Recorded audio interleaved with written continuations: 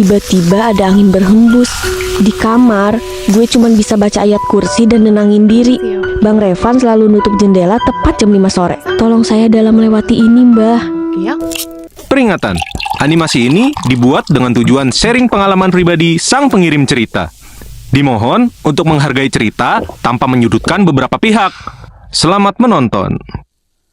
Assalamualaikum semuanya. Hai penonton setia GPC. Kenalin, gue Caca dari Yogyakarta. Umur gue 22 tahun. Kali ini gue bakal ceritain tentang abang sepupu tiri gue. Hah? Tiri? Iya, jadi om gue nikah sama ibunya sepupu tiri gue. Tapi cuma nikah siri, jadi ya gitu deh, hehe. Panggil aja sepupu tiri gue Bang Revan. Dia besar dan menetap di Jakarta. Rumahnya di perumahan gitu, rumahnya gede, tingkat 2 dengan nuansa putih hitam. Tapi gue gak pernah excited kalau harus ke rumah dia. Waktu gue umur 15 tahun, gue pernah nginep di rumah Bang Revan. Gue disuruh tidur di lantai 2 yang emang gelap dan minim penerangan. Ada 3 kamar di sana. Kamar ortu Bang Revan, kamar Bang Revan, dan kamar tamu yang jadi tempat gue nginep. Kalau keluar kamar, di kanan ada tangga dan jendela besar yang ada pohon gede. Pernah suatu malam nih, gue kebangun jam 1. Udah coba tidur lagi, tapi nggak bisa. Akhirnya gue mutusin buat sholat tahajud. Gue sholat di musola rumah. Langsunglah gue ambil wudhu dan pakai mukena. Dari awal, perasaan gue udah nggak enak. Kayak ada banyak mata yang ngeliatin gue. Tapi gue berusaha tenang dan sholat dengan khusyuk. Pas gue mulai sholat, tiba-tiba ada angin berhembus. Padahal semua jendela ketutup, gak ada AC ataupun kipas. Pas gue ruku, perasaan gue makin gak enak. Dan pas gue bangun dari ruku, di depan gue kan ada jendela. Ada sosok perempuan berambut panjang berdiri di depan jendela dan dia senyum lebar ke arah gue. Terus dia bilang, "Mbak, aku kedinginan, Mbak." Anjir, bodoh amat wey. Gue langsung ngibrit ke kamar, kesandung-sandung karena masih pakai mukena. Di kamar, gue cuman bisa baca ayat kursi dan nenangin diri. Besoknya, yang bikin gue terheran-heran, Bang Revan tiba-tiba bilang, "Tadi malam lo didatengin Kunti ya pas lagi sholat." Lah, kok dia bisa tahu? Padahal kan gue gak ceritain ke siapapun kejadian semalam. Ya gue langsung bilang, "Kok lo bisa tahu sih? Tahu dari mana?" Lah, dia malah senyum sambil nunjuk ke sampingnya sambil bilang, "Ini bocah-bocahnya pada ngasih tahu ke gue," kata dia sambil ketawa-tawa. Gue kagak lihat ada bocah-bocah di sini dah. Emang agak lain nih orang. Sampai ada di momen Bang Revan gantian nginep ke rumah gue di Yogyakarta. Dia tidur di kamar gue yang biasa gue pakai tidur. Jadi, kamar ini tuh langsung berhadapan sama jendela gitu. Dan selama di rumah gue, Bang Revan selalu nutup jendela tepat jam 5 sore.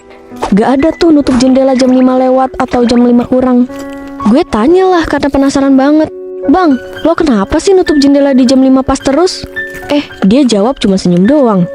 Dikata gue pajangan kali ya. Terus gak lama dia cerita. Ternyata pas awal dia ke rumah gue, dia langsung ke kamar.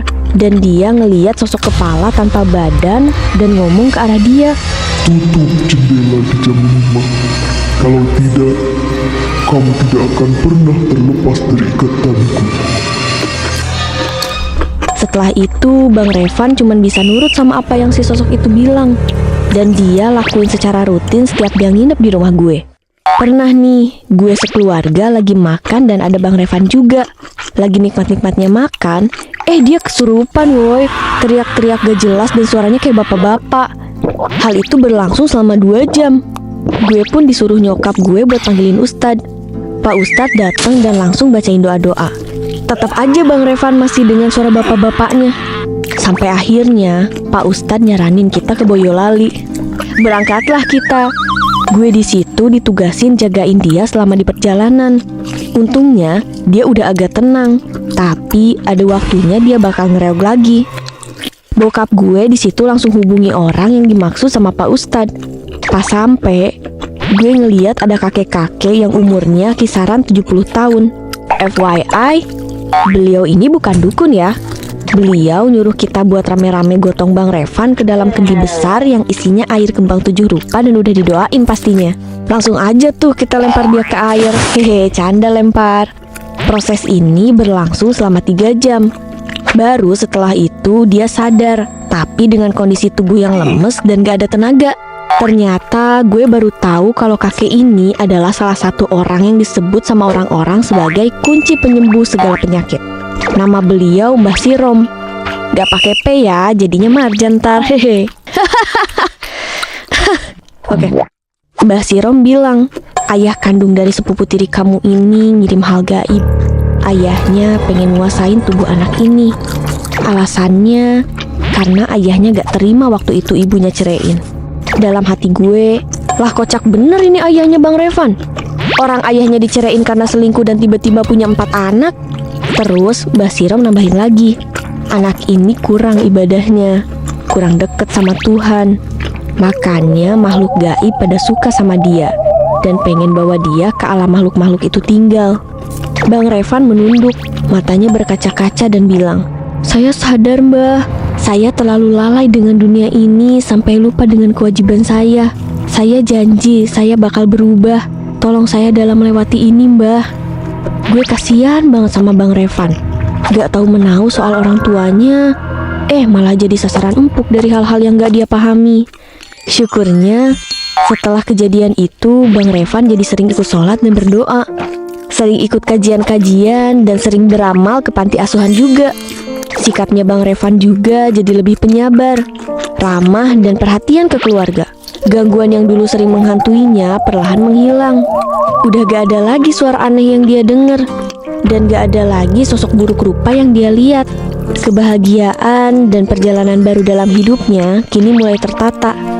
Pesan dari kisah sepupu tiri gue ini cuma satu, pokoknya tetap ibadah ya walaupun tsunami menerjang sekalipun.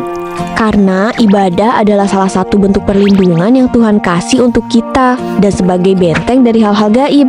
Sampai di sini dulu ya cerita gue. Bye-bye.